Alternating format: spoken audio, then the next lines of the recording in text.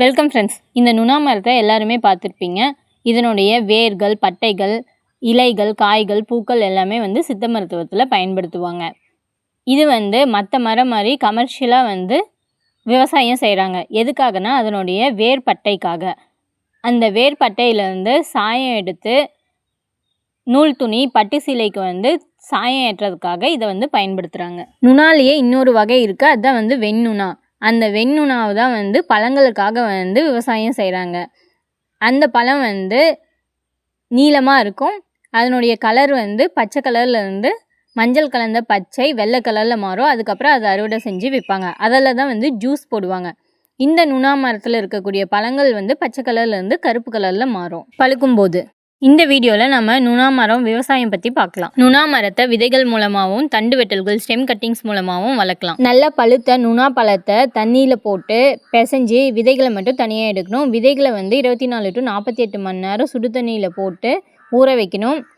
அப்படி இல்லைன்னா விதையோட நுனி பகுதியை கீறி விடணும். அப்படி இல்லைன்னா கட் பண்ணி விடணும். அப்போ தான் நுணா விதைகள் சீக்கிரம் முளைக்கும். நுணா விதைகளை பாலித்தீன் பேக் அப்படி இல்லைன்னா மண் தொட்டியில் 1.5 சென்டிமீட்டர் ஆழத்தில் விதைப்பாங்க.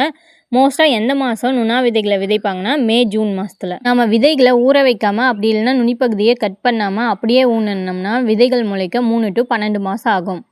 நம்ம ஊற வச்சு ஊனினோம்னா விதைகள் சீக்கிரம் முளைக்கும்.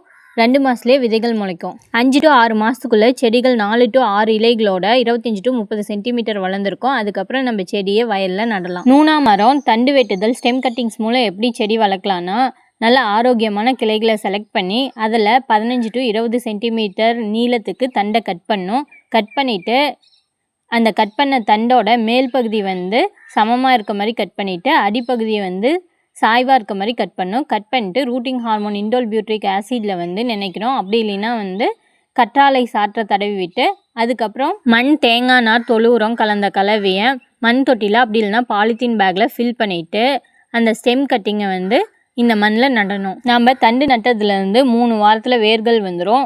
4 to 6 வாரத்தில் இலைகள் வர ஆரம்பிச்சிடும். 3 to 4 மாதம் கழித்து நம்ம இதை வயலில் நடலாம். வயலில் 50 சென்டிமீட்டர் நீளம், 50 சென்டிமீட்டர் அகலம், 50 சென்டிமீட்டர் ஆழத்தில் குழி தோண்டி அந்த குழியில் இந்த செடியை நடணும். ஒரு செடிக்கும் இன்னொரு செடிக்கும் நடுவில் 3 to 4 சென்டிமீட்டர் இடைவெளி விடணும். நுணா செடி நட்டதுலேருந்து 1.5 வருஷம் கழித்து தான் பூக்கள் பூக்க ஆரம்பிக்கும். பூக்கள் பூத்ததுலேருந்து 100 to 120 நாளுக்கு அப்புறம் தான் காய்கள் முதிர்ச்சி அடையும். பச்சை கலர்லேருந்து கருப்பு கலரில் மாறும். நுணா செடி வருஷம் ஃபுல்லாக பூக்கள் பூக்கும், காய்கள் காய்க்கும். நுணா செடி வச்சு 3 to 4 வருஷம் கழித்து அதனுடைய வேர்பட்டையை சாயம் எடுக்கிறதுக்கு பயன்படுத்தலாம்.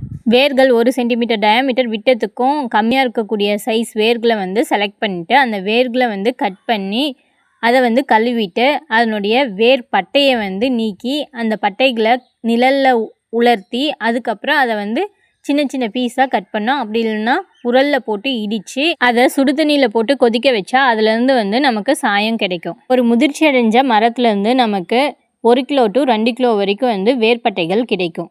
நன்றி.